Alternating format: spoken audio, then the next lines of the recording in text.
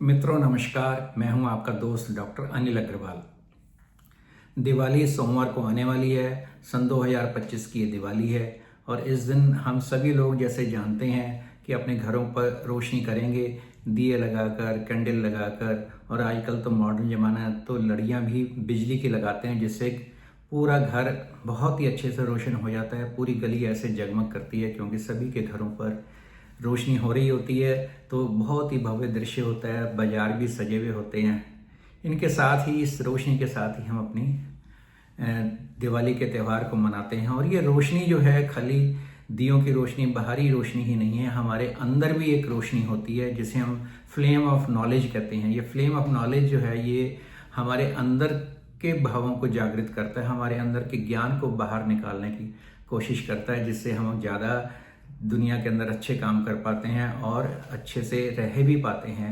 और इसके साथ साथ एक दूसरी बात भी होती है, हम अपने घरों को भी बहुत अच्छे से सजाते हैं और घर को साफ सुथरा करते हैं, घर के अंदर पेंट पॉलिश भी करवाते हैं और इस तरह से हमारा घर भी बहुत सुंदर और चमकदार और स्वच्छ हो जाता है। इसी प्रकार से ही हमने अपने मस्तिष्क को भी सुंदर बनाना है, उसकी भी सफाई करनी है। अब आप सोचेंगे उसकी सफाई कैसे करें। उसकी सफाई करने के लिए हमारे पास कुछ एक चीज़ें हैं। हमारे अंदर कुछ नेगेटिव क्वालिटीज होती हैं, जैसे जेलेसी है, प्राइड है, या और भी एक दूसरे से वैमनस्य की भावना होती है, ईर्ष्या द्वेष होता है। इन सबको हमें अपने मन मस्तिष्क से निकाल कर अपने मन मस्तिष्क को सुंदर बनाना है, साफ सुथरा करना है, जिससे कि हमारा शरीर और मन दोनों स्वच्छ होंगे।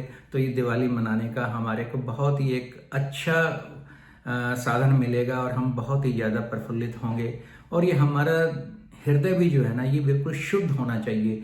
जब अगर हमारा हृदय प्योर होगा, शुद्ध होगा, तो हमें खुशियों का जो हमारे अंदर संचार होता है वो बहुत ही ज़्यादा हमें फ़ायदा देता है। हमारा शरीर को भी ठीक रखता है, हमारे मन को स्वस्थ रखता है। हमें लगता है कि ये जीवन जीने लायक है और ये बहुत खुशियाँ, जब हमारे अंदर खुशियाँ होती है तो हम औरों को भी खुशियाँ देने की कोशिश करते हैं। इस तरह से ये, जैसे हमें पता है, एक कम्पिटिटिव वर्ल्ड है। इस कम्पिटिटिव वर्ल्ड के अंदर हमें जब सफलता के लिए बहुत ज़्यादा मेहनत करनी पड़ती है और जब ये सफलता हमें मिलती है तो हम बहुत खुश होते हैं। लेकिन इस सफलता के साथ में अगर हम अपने अंदर काइंडनेस का, मतलब दयालुता का भाव भी रखेंगे, तो ये हमारी सफलता बहुत ज़्यादा हमें फ़ायदा देगी और हम बहुत ज़्यादा खुश होंगे और औरों को भी इसका लाभ हम ज़्यादा दे पाएंगे। अपने आप को तो हम दे ही पाते हैं, लेकिन काइंडनेस अगर हमारे अंदर ज़्यादा होती है तो हम औरों को भी खुशियाँ ज़्यादा बांट सकते हैं, क्योंकि ये त्यौहार ही खुशियाँ बांटने का है।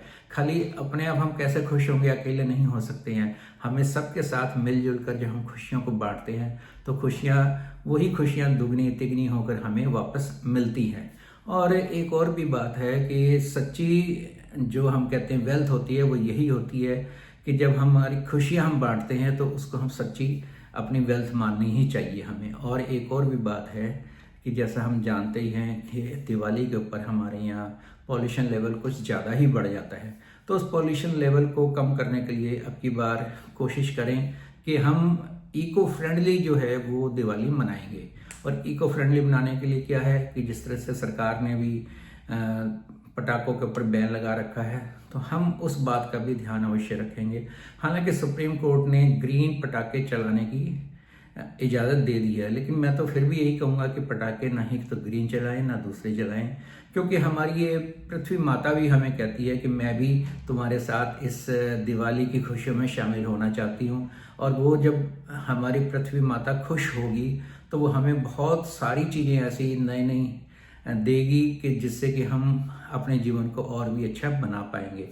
ऐसा ना हो, अब की बार ध्यान रखें कि दिवाली से अगले दिन जब हम सुबह उठें तो आकाश पूरा काला हुआ हो, ऐसा नहीं होना चाहिए। क्योंकि जब हमारा धरती माता खुश होगी, हमारा वातावरण शुद्ध होगा, तभी हम जीवित रह पाएंगे। नहीं तो हमें बहुत सारी बीमारियां घेर लेंगी। इस बात का भी हमें अवश्य ही ध्यान रखना है कि अब की बार हमारा जो सेलिब्रेशन होगा वो इको फ्रेंडली ही होगा, ऐसा हम मान लें। और दूसरा, एक और भी दिवाली के ऊपर जो हम पहले भी करते थे, आज भी करते हैं, लेकिन दोबारा से इस पर विचार करने की कोशिश करनी चाहिए कि जिस तरह से कि हम जो अपनी मिठाई हैं, फल है, दूसरी चीज़ें हैं, वो लेके अपने पास पड़ोस के घरों में जाएं, उनके पास थोड़ी देर बैठें, उनसे बातचीत करें, उनके सुख दुख को जानेंगे, तो वो बहुत ज़्यादा खुश होंगे। और जो रिश्तेदार हमारे बंधु बांधव हमारे घर के पास में ही रहते हैं, उनके घर भी हमें अवश्य जाना चाहिए। और अगर किसी परिवार के अंदर किसी तरह का कोई आर्थिक या कोई किसी भी तरह का कोई संकट हो तो उनके घर तो दिवाली पर अवश्य ही जाना चाहिए, उनके सुख दुख का हाल पूछें और उनको भी खुशियों में शामिल करने की कोशिश करनी चाहिए। किसी तरह की मदद भी उन्हें चाहिए तो वो भी हमें करने की कोशिश रहनी चाहिए, तभी दिवाली मनाने का हमारा जो है वो पर्पज पूरा होता है। जो नहीं तो ये तो हम सभी जानते हैं कि दिवाली क्यों मनाई जाती है जी, भगवान राम ने रावण को मारकर लंका पर विजय प्राप्त करके अयोध्या लौटे थे, इस खुशी में दिवाली मनाते हैं। ये बात बिल्कुल सही है, लेकिन हमारे जो अंदर का रावण है उसको भी अगर हम खत्म करके बाहर खुशियों की बौछार करेंगे तो ये बहुत ही ज़्यादा अच्छा होगा। और इसी से जो हमारे जीवन मूल्य हैं वो और उभर कर आएंगे, तो ये हमारा जो विक्ट्री ऑफ वैल्यूज होगा वो और भी ज़्यादा अच्छा होगा। इतनी ही बात कह के मैं आप सभी को दिवाली की बहुत बहुत शुभकामनाएं देता हूँ। जय हिंद, जय भारत।